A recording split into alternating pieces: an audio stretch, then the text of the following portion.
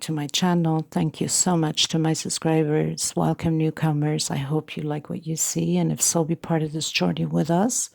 We are growing one big family. Thanks to all of yous. And I am so grateful and humbled by your beautiful comments and your uplifting messages. Thank you so much. Okay, so we're going to just touch a few things. So if the video is too fast for you, up top there's 3 little buttons. You can click there, slow down the video to the speed you'd like. Also, you can turn on your CC closed caption. And you can read whatever stitch I call out down here, take notes, pause the video, and you take it from there. It makes it more easier for people that have a hard time to follow YouTube. I also would like to mention that I do have a crochet group on Facebook. It's a private group. I will leave the links below if you want to be part of my group. We're a bunch of beautiful ladies. You're more than welcome as long as you have a profile. There's a lot of scammers going on to the crochet groups right now, and especially with the links that says bit or cut. Don't open those links up. Those are scammers that go through your computer, through your phone, and steal every identity possible from you. So be very careful on that.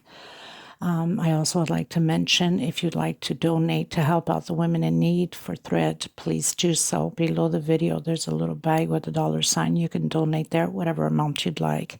Also, in the description box, there's my PayPal account. You can donate there, whatever amount you'd like. Or if you have extra thread and extra yarn, you can contact me through Instagram message, email me. You can contact me through the Facebook group. I also have a Facebook page and TikTok. So there's so many ways you can get a hold of me if you'd like to send out the thread or the yarn to these women that are desperately in need of it. I will send you their name and their address. You're more than welcome to do that, and we're grateful and humbled by it. Thank you so much. So most of the time I use a 3.5 hook, small one to tuck in loose ends, and of course a pair of scissors. And 99.9% of the time I use 4-ply 100% cotton thread. These are Portugal threads. It's equivalent, the same thing as Aunt Lydia, number 3 cotton thread. Okay, just a little tiny little bit thinner, but not by much. So we're going to get started. I want to thank every single one of you again. I also would like to mention at the beginning of my videos, when I first started 2 years ago, I did not know how to call the stitch names in English. So the first couple of dozen of videos, they're not well recorded. First, the app was terrible, so it's half screens, horrible.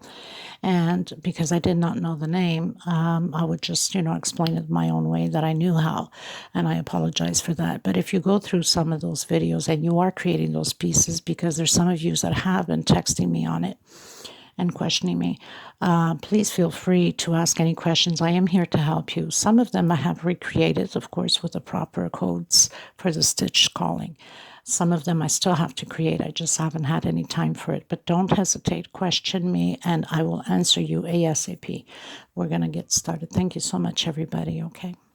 And, of course, if you have not subscribed, please do so and hit that bell notification for new uploads to be notified of the new videos that I bring out every week, okay?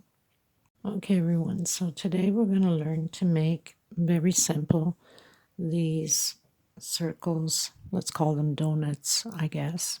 I don't know. The ringlets. This is for a table runner that I'm going to do the tutorial on. And I'm not sure yet if it's going to be with grapes or maybe pineapple. I'm not sure. I'm still debating on it. And these ringlets, we're going to have 3 of them. They're going to be attached like this. And we're going to have 3 on one side, the edge of the pattern, and 3 on the other side. But of course, you can use these ringlets to any pattern that you might want to use. This is sort of like, let's say, the vine of the fruits, whatever, the pineapple or the grapes I'm going to create. I'm also going to be adding these leaves. This is going to give you an idea. So let's say the pineapple or the grapes are going to come through here. Push this a little bit more to the side so you can see. And I'll be adding some leaves, don't know yet how many, but anyway, so the tutorials will be separate because people use patterns, these things for different, these motifs for different patterns. And of course, the video would take too long to complete all the details that will go into this pattern. So it will be a long one, a long square, oblong square, let's say. And I'm going to be using for the centerpiece this color. But anyway, we'll get into that when I get started with the centerpiece. So I'll be using a 3.5 hook, a small one to tuck in loose ends, and of course a pair of scissors. This is very simple. Now I have about 27, 28 centimeters. This one looks a little bit smaller, so I must have done probably 26 or so. These ones are a little bit bigger, but it doesn't matter. It's supposed to be into a vine thing, so it's okay. Another thing that you can use, it's the fiber cotton. You can get those bags, you know, like when you fill the pillow cases up. I happen to have a pillowcase that I haven't used. Didn't put it to use yet for many years. It's just been sitting around. So what I did was, I mean, it's kind of big. So I opened it up and I have these, let's say it's almost like sponges, you know, sponges for the pillows. So we'll need that to fill it up, or you can get, like I said, some cotton not pads, but you know, you buy the bags to fill up. So these are like little sponges, as you can see. So I opened it up since I was not using it, and I put it inside of these little ringlets. Okay, now as you're creating the ringlets, and then we're going to tie it together as you see, so you'll need one for the middle and close it completely, and as you go, as I have it here, then whoops, I think I'm taking, no, it's not apart. Okay, and then this is going to go like that and then sewed together. Okay, so we'll need another one on this side also. So we're going to have one on one side and one on the other side. So this is going to be a very fast tutorial, and you leave quite a bit of string left to, you know, sew it. So we'll need also a little needle, you know, for the sewing at inside of the ringlet. So let's get started, everyone. Please give a thumbs up on the video. It's very important. And I already have the tutorial on these leaves, but I'll once I get to the table runner, then I'll leave the links below, because not necessarily you're going to be creating these leaves for this in case you're using it for something else, right? So thank you, everyone. So I have the brown, and I'm going to do slip stitch knot. This does not count as a stitch. And now let me see if I can pull you a little bit more closer. And then I'm going to do 10, but I'm not tightening it up because we need the circle to be wide enough to stitch afterwards. So 1, 2, 3, 4, 5, 6, 7, 8, 9, and 10. And I've given it enough loosage. I'm going to come into the first one and do a slip stitch, okay? And one chain. I'm going to come into the back into the same one I did the slip stitch, and I'm going to do a single crochet. We have to, and then we have to have 10, okay? So we come into the first stitch here and do single. I'm not going in the ring, okay? Because I need this to be firm and round. This is the second. This is the third. Trying to hide my little thread at the same time. This is the fourth. So all single crochets. This whole little thing is single crochet. 7, 8, 9. I think it's 9. I don't know. 1, 2, 3, 4, 5, 6, 7, 8, 9, 10. Okay, now I have my 10. So I'm going to come into the first one we did, okay, with a slip stitch. Now, this is the only time we're going to do this. One chain going up, and a single on the same space. From here on, we don't do that chain or the single on the same space. We're just going to do single crochet over single crochet, and it's not going to be like, you know, we have to keep adding up the rows in the same sequence. Okay, it's just gonna, as soon as we get to the edge here, we're just gonna keep going with the singles. Okay, so single, and then you do until you're, well, the desired size you would like to begin with. Mine has 28 centimeters, so here's the one that we started. Single. We're not closing in with the slip stitch. Okay, here we would have closed in with the slip stitch and then do one chain. I'm not doing that. I'm going directly right up and doing singles, and we continue to do singles until the desired length. Okay, so very, very simple. And then you're going to have to at one point turn your pattern to work on it to make it easier to do the singles.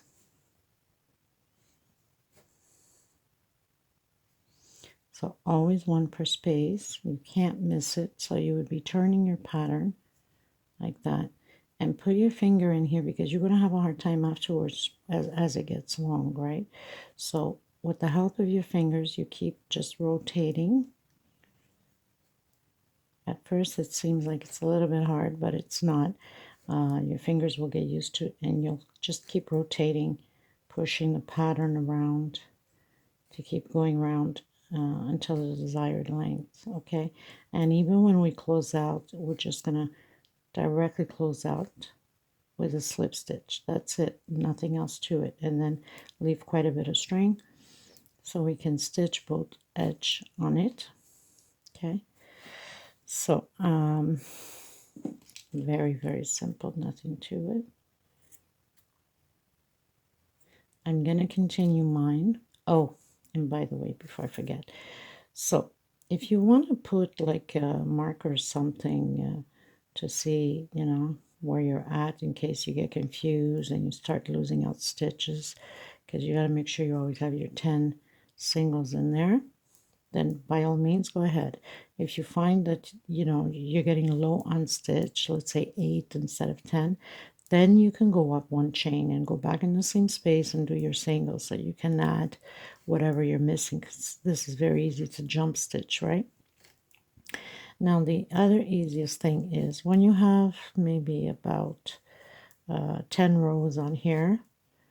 Okay, so there's 1, 2, 3, 4, 5, so about 10 rows. You start filling it up. You don't fill it up when you're done. You have to start filling that foam up as you're going, or else you're going to have a very hard time to get the foam in there and to push it down. So, you know, you don't want it to be over foamed, but you don't want it to be less foam either. It has to be stiff enough, but also able to bend to sew into the other donuts. Let's say I'm going to call them, well, the ringlets. Call them donuts. They look like donuts to me, right? So I'm just going to do a little bit more and then come back and show you. Okay, so I've done a little bit, and that's good enough because it gives me space enough to push it all the way down and fill in. You have to keep doing this as you're going, so you would create another few rows again, the same size more or less of this, and then you would just fill in until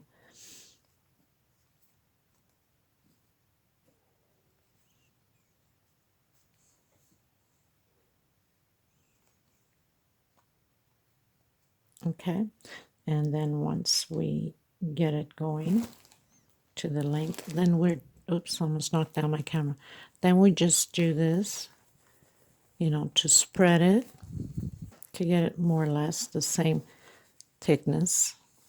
Okay, so we're gonna keep doing this, and I'm gonna do a few more again and then show you again. Okay, so I created quite a bit more again, and I'm just gonna continue to refill. Now, like I said, I'm sure you probably get these bags if you live near Walmart, or maybe I don't know, Michael's or something like that. Or maybe for some of you buy online. So it's like the pillow foams, pillow fillings, whatever.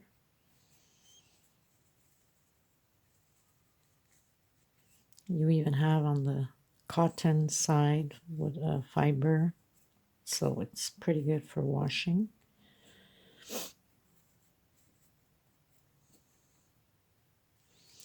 So you just keep filling as you're going, because you don't want to have a hard time afterwards to fill it up, because you have to keep pushing it in, right? So I'm just going to continue mine until my 28 centimeters. Then I'll come back to you and show you how we're going to stitch it on. Okay? So very easy.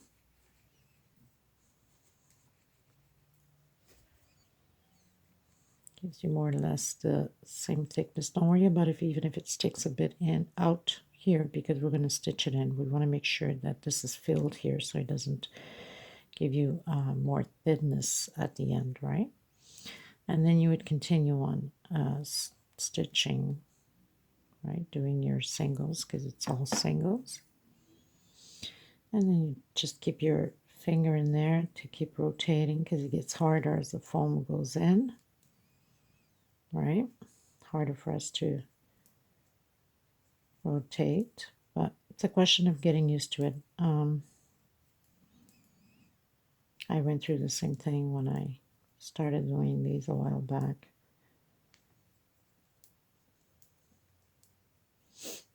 Okay, so I'll meet you at the end. Okay, everyone, so I pretty much reached my 28 centimeters.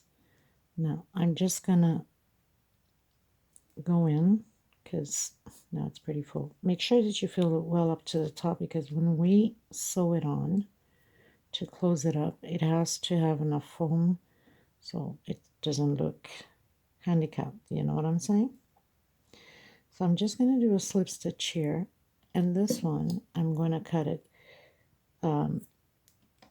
shorter, because I already have quite a bit of on my needle from the other stitch, so I don't want to put it to waste. But in your case, since you're starting it, just leave a long piece on it so you can sew it on. Okay, because I had left too much on my needle, my sewing needle, from the other one that I closed up. I don't want to waste it, so I'll just tuck in my loose ends here on this one, and I'm just gonna pull this string in there. Okay, so basically this is no different. You're just gonna close it up like that, and we're gonna, you're gonna stitch it to do your first one like we have there. But because I already have one closed, it's the same stitch no matter what.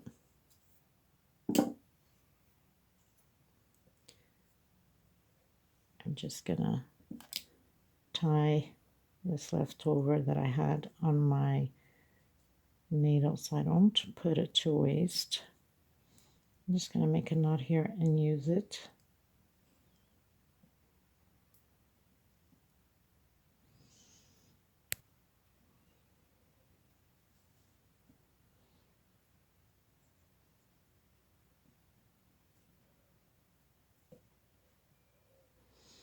Okay, so you would just pretty much put them together, and you'd come in on this one here on your first single,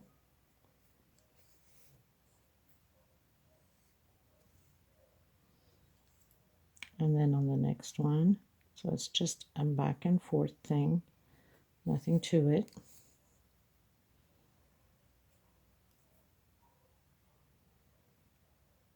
For each one, because you don't want to leave any spaces, holes open.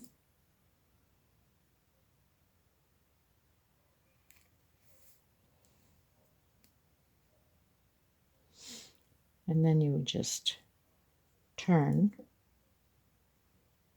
you keep turning your donut, your ring. Now it looks tinier because there's a tight stitch there, right, on the first one we did. But you would still continue to go in the back and forth. course, we'll always have a little mark there, but that will be hidden once you put it into your pattern by facing it downwards and not showing that section of the stitch. Okay, so you just turn around back and forth, keep turning your pattern.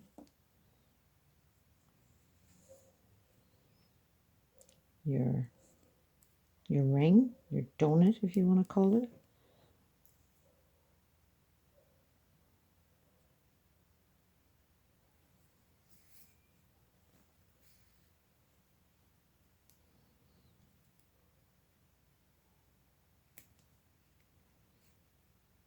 Oh, I'm doing this wrong already. Not a smart idea. Okay. But anyway, this is how you would close the first ring, right? Okay, so I was closing it up. And of course, I already have one closed, but it's a good thing I did, because then this way you know already your first one what you need to do. You need to close the first one completely before you can get into these ones. So you pretty much grab the ring inside and you do the same thing. You would close up the same way, no difference. Try to get them to face each other here. So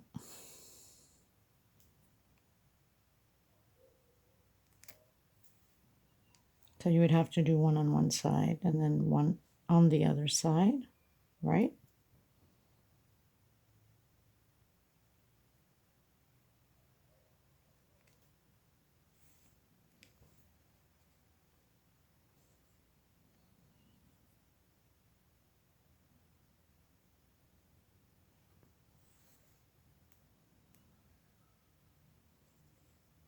And you just integrate them one into the other. Then you would keep turning your pattern as you go.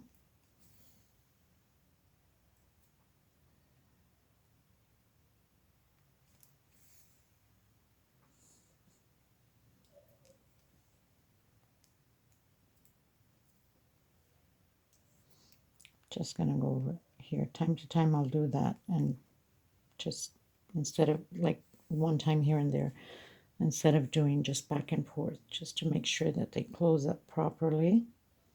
Then I come back and do the same thing, the back and forth. So just keep turning the pattern inside, your motive, I should say.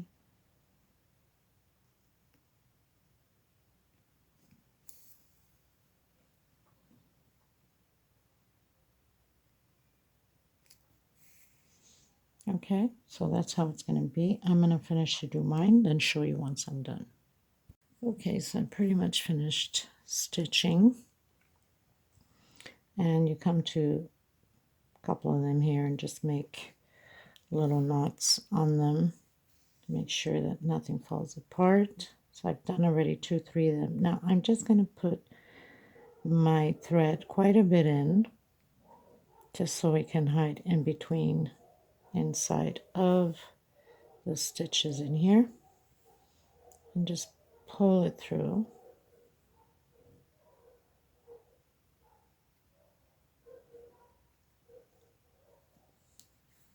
And this way we're safe. Okay, so that's pretty much it. And then you would do the same thing again.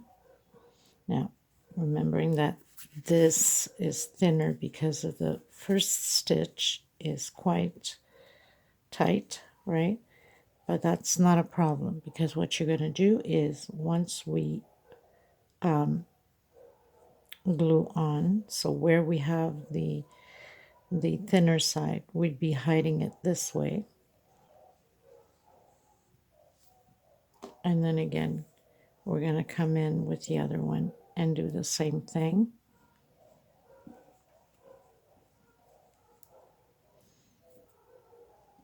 Like that, okay? And then you'd come in and stitch the other one the same way. And then it would be like that. And this pretty much does it for this tutorial. Thank you so much, everybody. I will see you on the next time. If you're not subscribed yet, make sure you are. Hit that bell notification and stay tuned for the rest of the tutorials for this table runner. Thank you, everyone. Don't forget to give a thumbs up. And please consider helping the women in need. Much appreciated. And thank you for the ones that I already have. God bless everybody. I send lots of love and lots of hugs. Until next time, bye-bye.